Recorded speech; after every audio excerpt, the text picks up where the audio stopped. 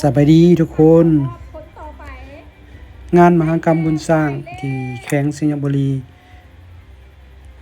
หาก็จบไปหมาด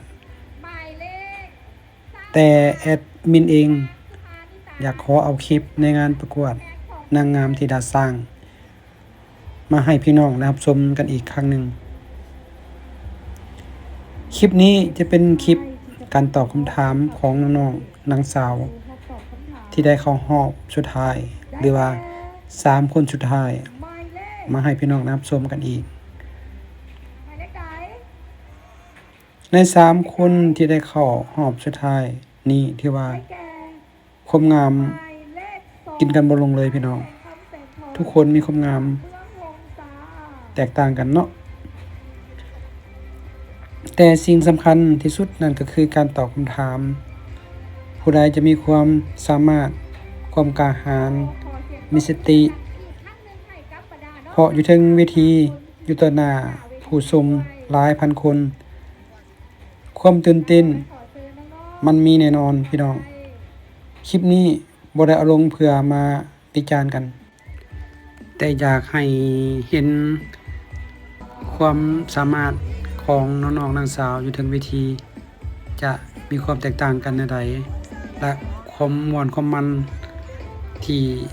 งานประกวดครั้งนี้จะให้พี่น้องได้รับชมนำกันเนาะละเอียดเข้ามาเบิ่งคลิปน้ำอนุกได้เลย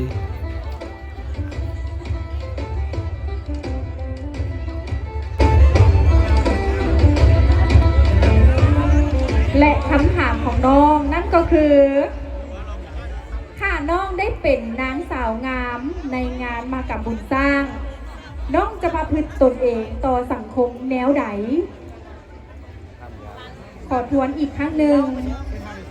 ถ้าน้องได้เป็นนางสาวงามในงานมหกรรมบุญสร้างน้องจะประพฤติตนแนวใดต่อสังคมโดยข้อเข้าใจเรื่องของทราบแห่งคณะกรรมการอย่างแยกผู้มีเกียรติน้องข้อตอบน้องจะเป็นแบบอย่างให้แม่หญิงลาวโดยการมือคือจะให้เป็น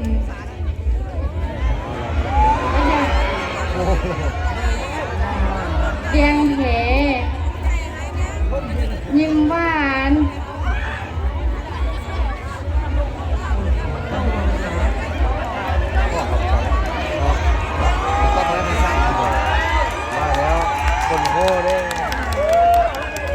ในนามที่น้องเป็นสาวแพทย์สิงห์บุรี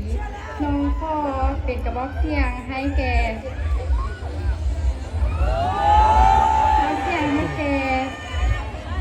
คนไทยไหนและต่างประเทศเพื่อมาเที่ยวในงานบุญช้างในครั้งนี้และครั้งต่อไปก็ขอบใจจ้าขอบใจในเลข14ต่อไปขอเชิญหมายเลข3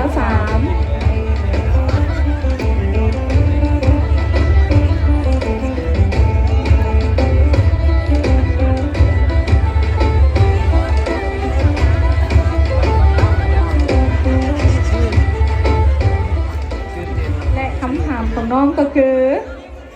ถ้าน้องได้เป็นน้องนางสาวงามบรรดาเผ่าในงานมหกรรมบุญสร้างน้องจะเชิญชวนแขกภายในและต่างประเทศเข้ามาท่องเที่ยวแขวงสิงห์บุรีแนวใดขอย้ำอีกครั้งหนึ่งถ้าน้องได้เป็นน้องนางสาวงามบรรดาเผ่าในงานมหกรรมบุญสร้างน้องจะเชิญชวนแขกภายในและต่างประเทศเข้ามาท่องเที่ยวแขวงสิงห์บุรีคือแนวใดข้อขอบใจสำหรับคำถามเฮียนบดาทานน้องข้อตอบน้องจะขอเชิญชวนแขกต่างดาวเท้าต่างแดนเข้ามาที่สยามบุรีดินแดนเมืองสร้างที่อุดมสมบูรณ์ไปด้วยภูเขาภูป่าของพวกเขาและจะขอเผยแพร่วัฒนธรรมอันดีงามของพวกเขาให้บรรดาเผ่าได้รับรู้และท้ายนี้น้องขอ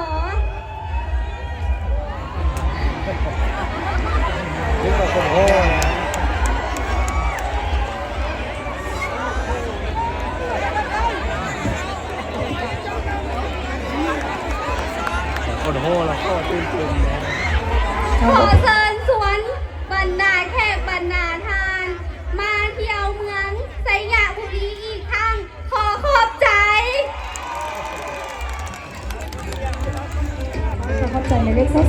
ต่อไปเขาเชิญหมายเลข2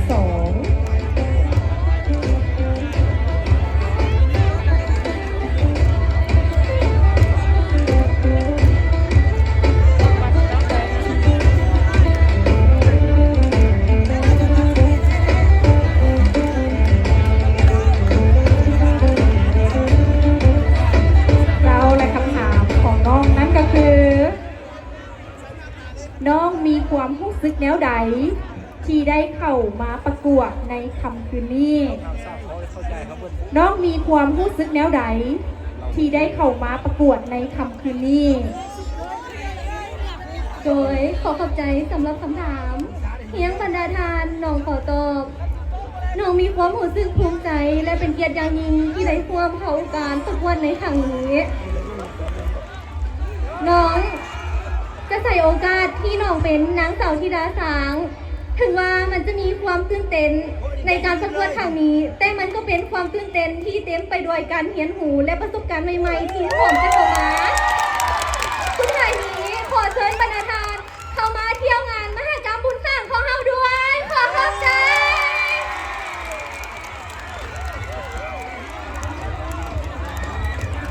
ถือว่ากินใจกองเสียไปเต็มๆเนาะต้องขอแสดงความขอบใจหมายเลข2เนาะตอบมาได้ดีและกินใจกอง อันนี้คือหน้าเวทีในงานประกวดนางสาวเทดาสร้างอยู่แขวงสิงห์บุรีในปี2025ทุกคนกำลังจะจิตจะจ่อกับงานครั้งนี้แล้วก็รอถาการประกาศไผจะได้เป็นนางธิดาสร้างแล้วก็จะได้รับรางวัลอันชนะเลิศในครั้งนี้แล้วก็ปีนี้อยู่ทั้งเวทีเนาะกำลังจับประกาศแล้วก็ใจกำลังระทึกเลยพี่น้องเบิ่มกันเลย เจ้านางสาวที่ได้คั่วตำแหน่งในค่ำคืนนี้ ได้แก่หมายเลข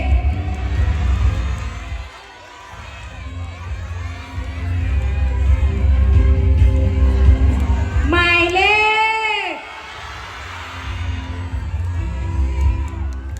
ขอแสดงความยินดีกับหมายเลข